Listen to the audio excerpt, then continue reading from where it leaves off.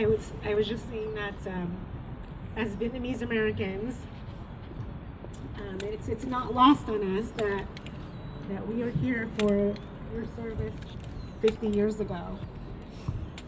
As an assembly member, when I walk into the assembly floor and I get to salute the flag and say the pledge, I think about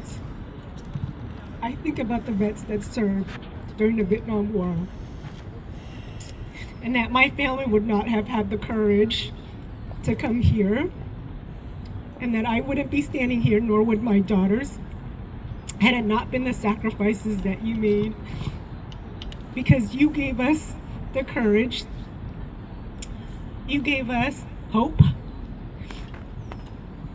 and you helped us get to where we're at today. And it is because of you all that our Vietnamese American community continues to thrive, not just here in Sacramento, but up and down California and in the United States.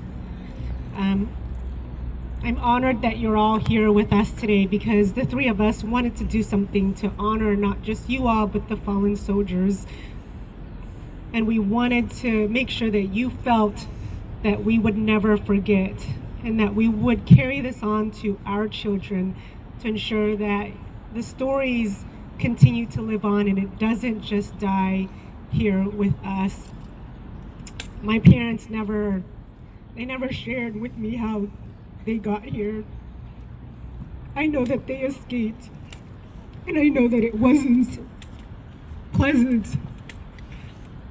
But as with any other Vietnamese American, they try to hide it and they don't want to talk about it, because as Asians, we want to move on. We try not to talk about the bad things. But it's important for me. As I got older, I realized how important it was for me to know how I got to be here, how my family got here. And so I had to read about it, watch about it, and hear from other stories, to then realize that my parents' journey was not easy, that my parents' journey was probably the worst thing that I could imagine, but that it was too painful for them to tell me about it. And so I hope that you continue to tell the stories, so that somebody like me can then share the stories with my kids, so that your story and our story lives on. We're very fortunate to also have the very first Vietnamese American district attorney in the country here with us, and I'd like to pass the mic on to him so that he can share a few words. Thank you, Stephanie. You know, I left Vietnam, but Vietnam never left me. I was born in Vietnam in 1976. My family and I escaped on a tiny fishing boat across the South China Sea. We ran out of gas, ran out of food, ran out of water, adrift on the ocean until we were rescued by a merchant ship and taken to a refugee camp in Malaysia. And when I stepped foot in this country, I didn't understand a single word of English. But what I did understand, even at a young age, was that this country opened its arms to us. And every single time that I meet somebody who served in Vietnam, I reach out, I grab their hand, I give them a hug, and I say, thank you for your service. And the emotions that we feel up here is because there were so many boys, so many young men that went over there and never came back. So many graduations and birthdays and anniversaries and marriages that never happened. And we are here in this country because of the sacrifice that they made and that you made. And I stand here and I see several veterans here, and I cannot thank you enough for everything that you have done for us, for my family, for our people.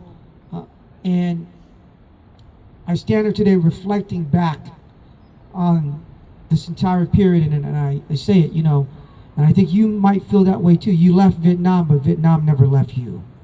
That it still remains woven into your DNA, the very fabric of who you are. in the very fabric of our community. And there's so many of us here in the Vietnamese American community that owes you so much. And so today we come here, we gather together in order to honor those that served, to remember those that served and that sacrificed their lives. And that's what we remember 50 years later with the fall of Saigon. And I stand here with my friend, I stand here with a true leader in our community, and Assemblymember Stephanie Nguyen, and I want to thank her for setting this up and to bring us together to take a moment to remember and to honor those that have fallen and those that served. Come on, come on. We've done more to ensure that you all are proud of what you did and that you didn't fight for nothing, being not just state assembly members and district attorneys here, but business owners of one of the most delicious Vietnamese dish you can think of, and that is a bowl of pho. And so I'd like to introduce Tina, who owns Pho Sela right in the heart of Little Saigon, because she truly understands. And you know, when she got here, she thought she couldn't walk in here because she knew she was going to cry when she walked in here. But I'd like for her to say a few words as well too. Thank you. Sorry, I'm still very emotional. I was a product of the war. We escaped by boat as well, but it was due to the Chinese Exclusion Act when the Vietnamese nationalists were pushing up the Chinese. So I actually landed on Malaysia Island as well. Did a pit stop, they had me, and then luckily we had family over here already, so I only spent 2 months there.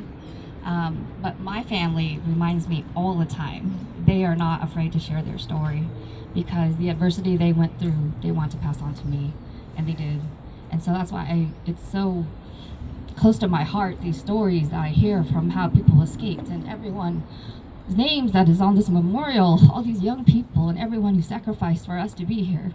I really appreciate it. Everyone who's still here, we want to know that your service is very important, and we honor you 50 years later, and every 50 years from now, we still will. So thank you so much for everything. And as a business owner, I can say, I hope we did you proud, that the community didn't, all the refugees you saved, all the lives you saved, has contributed back to society, and not just Sacramento, but California and the United States. So, thank you. Thank you.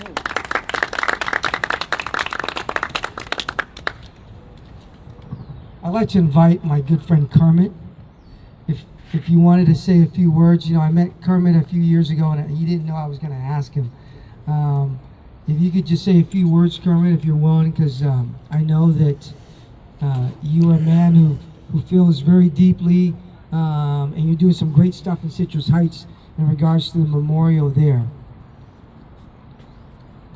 Man, this is going to be a tough act to follow. I get emotional as well.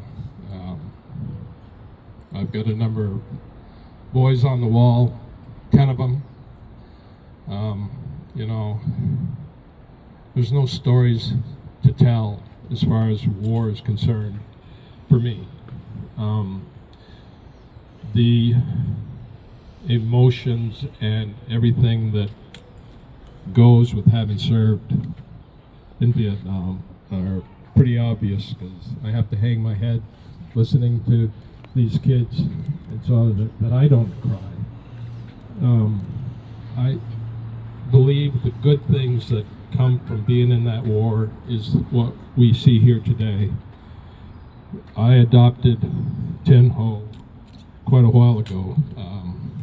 I'm just so proud of both him and Stephanie as well. I met Stephanie 15 years ago, and I didn't realize it until till this evening. So what they've accomplished, the struggles that them and their families went through, and what they have contributed to this community, it's just mind-boggling. They grabbed the opportunity. There's so many, I mean, I have that work with me, probably 25, 30 young people from the Vietnamese community. My son was married to a Vietnamese gal. We lost her 6 months ago to cancer. It's a miserable disease, but I have 2 grandchildren that half white, half Vietnamese, so I'm embedded. I went back to Vietnam, and you know, to see what's occurred there.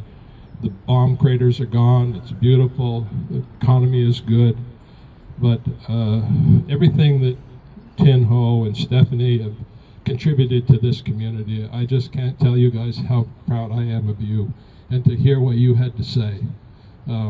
It just really touched my heart, and Tuay Yêu Ko Nilam, come on Nilam, come on Nilam on.